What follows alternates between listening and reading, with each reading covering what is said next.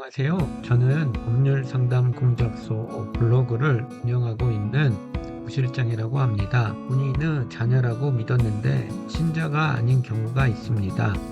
대부분의 경우 주변에서 친자가 맞냐는 말을 많이 하고 닮은 곳이 하나도 없다는 식의 말을 자주 듣기도 했지만 단 한 번도 의심을 하지는 않았습니다. 그러던 중 부부관계가 다른 이유로 인해서 파탄이 나서 이혼을 하려고 준비를 하던 분들의 경우에는 혹시나 하는 마음에 확인 차원차 유전자 검사를 아내 몰래 하는 경우들이 있습니다. 친자 확인 유전자 검사의 경우에는 단순 확인용이 있고 법원 제출용이 있습니다.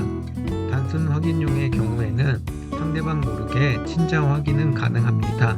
단 이 결과지는 소송을 할 때 인정되지 않기 때문에 추후에 법원 제출용으로 다시 검사를 해야 합니다.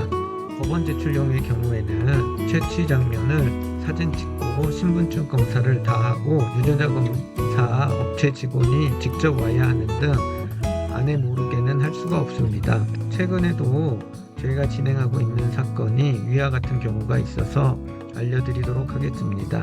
일단 원고는 혼인 중에 아내가 외도를 한 것 같고 그 사람과 관계를 할 때 자녀를 임신한 것 같습니다.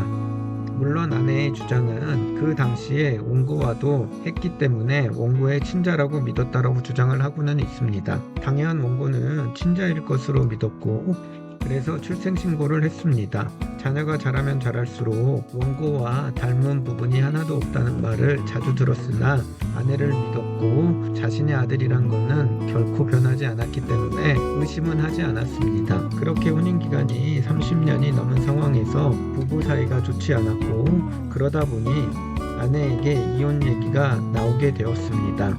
그러다 보니 원고 또한 이혼을 심각하게 고민하던 중 예전부터 자녀가 본인을 닮지 않았다는 것이 마음에 걸렸었는데 그 부분을 확인 차원차 유전자 검사를 아내 몰래 해봤는데 친자가 아니란 결과가 나왔습니다. 그 결과지를 가지고 아내한테 추궁하자 처음에는 인정을 하지 않더니 다시 유전자 검사를 해서 동일하게 친자가 아니란 결과가 나오자 아내는 그 당시에 다른 사람과 만남을 했었다는 것을 시인했습니다. 그리고 자신의 잘못을 인정하고 원고에게 위자료를 지급하고 이후 호적 정리에 대해서 모든 것을 협조하는 합의서를 작성한 후 협의 이혼을 했습니다. 협의 이혼이 된 이후 해당 친자가 아닌 자녀를 상대로 친생 부인의 소송을 해야 했습니다.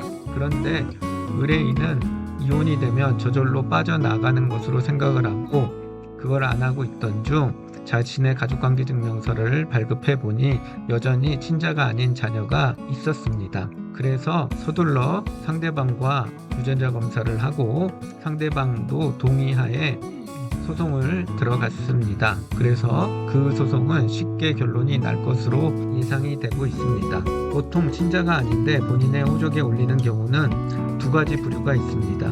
하나는 연애를 하던 중 본인의 자녀를 임신했다라고 해서 서둘러 결혼을 진행을 했고 그 이후에 친자가 아니라는 것이 발각되는 경우가 있고 위의 사건과 같이 혼인기간 중에 다른 사람과 사이에서 임신을 한 후 출산을 해서 등재가 된 경우입니다. 어떤 경우이든지 간에 친자가 아니란 사실을 알았을 때는 그 상황을 반드시 녹음을 해둬야 하고 유전자 검사를 해야 합니다.